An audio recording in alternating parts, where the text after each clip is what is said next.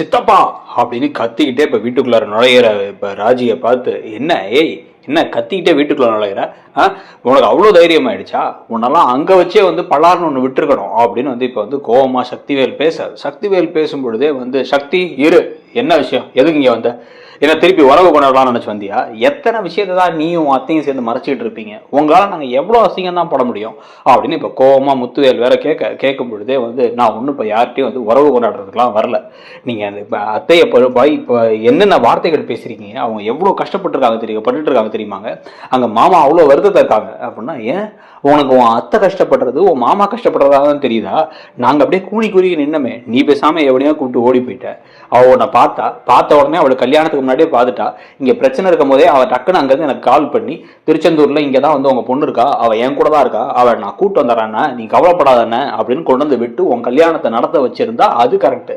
இல்லை அப்படின்னா வந்து அவள் வந்து இல்லை வேணாமா, உனக்கு கல்யாணம் வேணாங்கிறியா, நீ என் வீட்டுக்கு வந்து என் வீட்டிலேருந்து தங்கி படிமா அப்படின்னு சொல்லியிருந்துருக்கலாம். ஆனால் ரெண்டுமே இல்லாமல் தான் பையனை கட்டி வைக்கிறானா, இப்போ என்ன அர்த்தம்?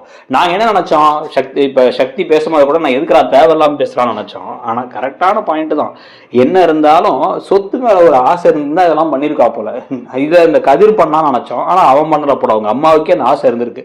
அதனால வந்து புள்ள படிச்சுக்கிட்டு இருந்தாலும் பரவாயில்ல, கட்டாயப்படுத்தி அந்த கல்யாணத்தை பண்ண வச்சிருக்காங்க. நீயும் அதை கூட வந்து இதை கூட புரிஞ்சுக்காம தலையை கொடுத்து வந்து எல்லாத்தையும் வந்து தாலியை வாங்கிட்டு வந்திருக்க.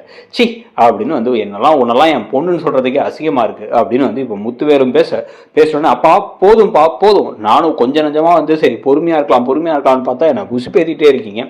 நான் என்ன நிலைமையில இருந்தேன் தெரியுமா, நான் சாக போனேன், நான் என்னால் தாங்க முடியல, என்னால் வந்து இப்படி ஒரு ஏமாந்துட்டேன். நான் எவனையோ ஒருத்தனை நம்பி, அதுவும் வீட்டில் இருக்க நகையெல்லாம் அவன் எடுத்து வந்தான்னு எனக்கு தெரியவே தெரியாது. அங்கே போனதுக்கப்புறம் பார்த்தா தான் தெரியுது நம்ம வீட்டு நகையெல்லாம் அவன் தூக்கிட்டு வந்திருக்கான். கேட்டால் ஏதோ செலவுங்கிறான். இத்தனைக்கும் நான் செலவுக்கு காசு நான் கையில் எடுத்துகிட்டு போனேன்.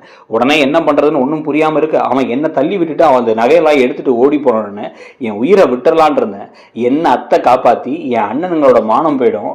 இந்த சமயத்தை நீ ஓடி வந்துட்டங்கிறது கண்டிப்பாக வந்து ஊரில் தெரிஞ்சிருக்கும். ஊரில் எல்லாம் வந்து அந்த எப்படி வந்து இந்த வீட்டில் கோமதி ஓடி போனாலும் அதே மாதிரி வந்து அவ அண்ணன் பொண்ணு ஓடி போயிட்டா, இந்த வீடே வந்து இப்படிதான் அப்படின்னு வந்து பேசுவாங்க. இந்நேரம் அது பரவி இருக்கும். ஓடி போனது யாரோடையோ அப்படிங்கிறதுக்கு பதிலா ஏமாந்துட்டா, அது இன்னும் ஒரு நாள் ராத்திரி ஃபுல்லா அவன் கூட தங்கி ஏமாந்துட்டா அப்படிங்கிற வார்த்தை வந்தா இன்னமும் அசிங்கமாயிடும். என் அண்ணன் குடும்பமே மொத்தமா உயிரை விட்டுரும். நாங்க அதே மாதிரிதானே நீங்களும் போய் வந்து ஒண்ணு கிடக்க ஒண்ணு பண்ணிக்கிற மாதிரி தானே இருந்தீங்க. அதுக்கெல்லாம் சேர்த்து வச்சுதான் அத்தை வேற வழி இல்லாம என்ன காப்பாத்துறதுக்காக இப்படி ஒரு முடிவு எடுத்தாங்க.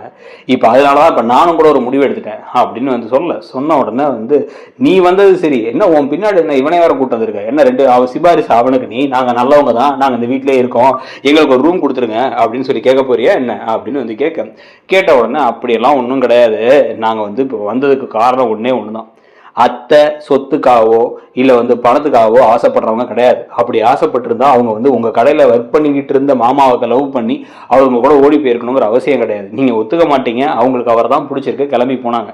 அவரோட உழைப்புல உழைச்சி இப்போ நம்ம வீட்டுக்கு எதிர்த்தாப்புலேயே ஒரு வீடு கட்டுற அளவுக்கு வந்திருக்காரு. அங்க என்ன காசு இருக்கோ என்ன பணம் இருக்கோ அது எங்களுக்கு போதும். இதை தாண்டி நாங்க வேலைக்கு போறோம். அவன் தனியா டிராவல்ஸ் வச்சிருக்கான், நான் தனியா வந்து போலீஸ் ஆக போறேன். அதுக்கு வந்து உறுதுணையா அவங்க இருக்காங்க.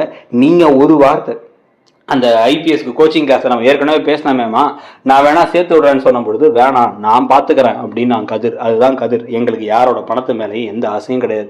அதுக்காக தான் ஒரு முடிவை நாங்கள் 2 பேருமே சேர்ந்து எடுத்துட்டோம். இப்போ என்ன, இப்போ வந்து அந்த சொத்து அப்படிங்கிறது வந்து எல்லாத்துக்கும் சம உரிமை உண்டுன்னு சொல்லிட்டு சட்டம் இருக்கு. நான் வந்து படித்த பொண்ணு, எனக்கு தெரியும். அப்பா அதுவும் பூர்வீக சொத்து அப்படின்னா யாரெல்லாம் இருக்கமோ அத்தனை பேத்துக்கும் உண்டு. இப்போ எனக்கும் கதிருக்கும் சொத்துக்கு பங்கு இருக்குல்ல, இந்தாங்க இந்த பத்திரத்தை தூக்கி போடுறேன் அப்படின்னு தூக்கி போட்டு இந்த பத்திரத்தை வந்து கையெழுத்து போட்டோம். நாங்கள் எனக்கும் கதிருக்கும் உங்க சொத்துல 1 பைசா வந்து பங்கு வேணும் அப்படிங்கும் போதே டக்குன்னு ஒரு மாதிரி சந்தோஷமாயிடுறாரு சக்திவேல்.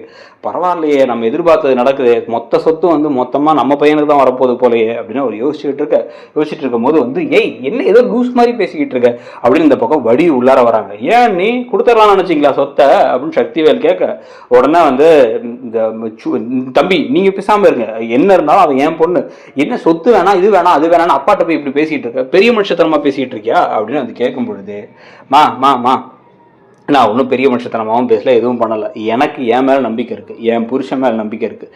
அதே மாதிரி அத்தை அங்கே அசிங்கப்பட்டு அவமானப்பட்டு நிற்கிறாங்க. மாமாவையும் போய் வந்து சொத்துக்காகதான் எத்தனை நாள் சொல்லிட்டு இருப்பீங்க, சொத்து வேணும்னு நினச்சினா அவங்க கல்யாணமே பண்ணியிருக்க மாட்டாங்க. இப்போ வரைக்கும் அவங்க அதுக்காக ஒரு நிமிஷம் வந்து நின்னதில்லை. ஆனால் அவங்களை நீங்கள் போதுமான அளவுக்கு அவமானப்படுத்திட்டீங்க. இது எல்லாத்துக்கும் காரணம் நான் தான்.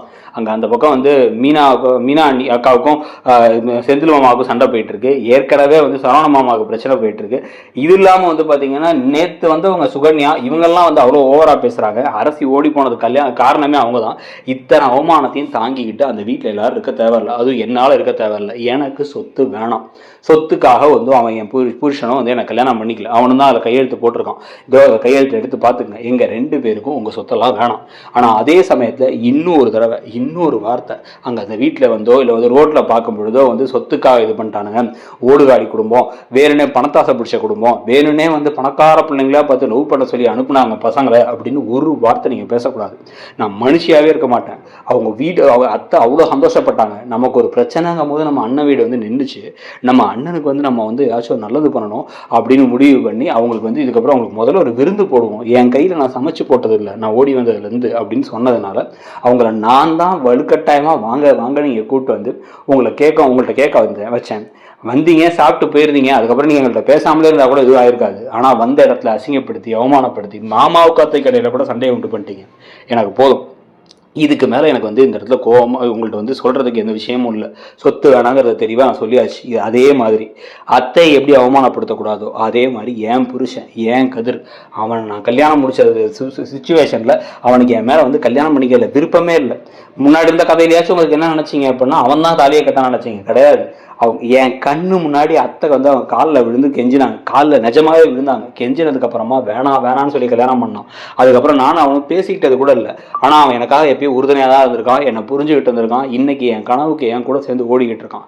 அவனை இன்னொரு தடவை அசிங்கப்படுத்துகிற மாதிரி பேசினா கண்டிப்பாக நான் ருத்ர தாண்டவம் ஆடிடுவேன்.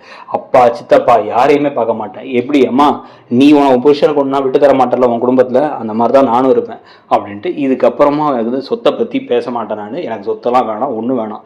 நீங்களும் இதை புரிஞ்சுக்கிட்டு இதுக்கப்புறம் வந்து ஒழுங்காக நிம்மதியாக என் குடும்பத்தை வாழ விடுங்க, அதுதான் என் குடும்பம் போதுமா அப்படின்னு வந்து கோபமாக வந்து கிளம்பும்பொழுதே வந்து ராஜின்னு இந்த பக்கம் பாட்டி வேற கூப்பிட, அப்பதான் இந்த உங்கள் பையன் சொத்தை வச்சுட்டு அவரே சந்தோஷமாக இருக்க சொல்லுங்க, எல்லா சொத்தையும் கூட மொத்தமாக கொண்டு போய் இந்த குமரவேலுக்கே கொடுங்க. அவன் இன்னும் ஏதாச்சும் பொறுக்கித்தனமோ ரவுடித்தனமோ பண்ணிக்கிட்டு இருக்கட்டும். ஆனால் எங்களுக்கு சொத்து வேணாம், ஒன்றும் வேணாம், எங்களை நிம்மதியாக விட்டால் மட்டும் போதும், எங்களை மானத்தோட வாழ விடுங்க, சும்மா தேவையெல்லாம் வந்து வார்த்தைகளை பேச வேணான்னு சொல்லிடுங்க அப்பதான் அப்படின்னு வந்து கோபமாக சொல்லிட்டு கிளம்ப. அவங்களும் அப்படியே அழுதுட்டே, பாத்தியாடா சக்தி, இதாண்டா நம்ம வளர்ப்பு, சொத்து வேணாம், ஒன்றும் வேணாம், அவமானப்பட்டா எனக்கு எதுவுமே வேணான்னு சொல்லி கையெழுத்து போட்டு கொடுத்து போயிட்டான். அவளே கூட கேட்டால் கூட மாற்ற முடியாதுங்கிற மாதிரி. இப்போ உனக்கு போதுமாடா டே முத்துவேல், உன் பிள்ளைவை பற்றி உனக்கு புரிஞ்சிச்சாடா முத்து அப்படின்னு வந்து சொல்ல, இப்போ குழம்பி போய் இப்போ இந்த பக்கம் முத்துவேல் நிற்க, சக்திவேல் எப்படியோ காரியத்தை சாதிச்சிட்டோன்னு நினச்சிக்கிட்டு இருக்கும்போது என்ன இதுக்கப்புறம் திருப்பங்கள் வரும்னு நினைக்கிறீங்க? இந்த சொத்தை வந்து வேணான்னு எழுதி கொடுத்தா ஓகேவாங்கிறதையும் சொல்லுங்கள். அப்படியே நம்ம சேனலில் இருக்கக்கூடிய மற்ற ப்ரெடிக்ஷன் வீடியோஸையும் பார்த்துட்டு ஒருவேளை நீங்கள் இன்னும் இடம்பொருள் சேனலை சப்ஸ்கிரைப் பண்ணலை அப்படின்னா சப்ஸ்கிரைப் பண்ணிக்கோங்க. நம்மளுடைய இன்னொரு சேனலான இடம்பொருள் நவுலையும் இந்த மாதிரி வந்து மல்டிபிள் சீரியல்ஸ் அப்டேட்ஸ்லாம் இருக்கும். ஸோ அந்த சேனலையும் சப்ஸ்கிரைப் பண்ணிக்கோங்க. தேங்க்யூ.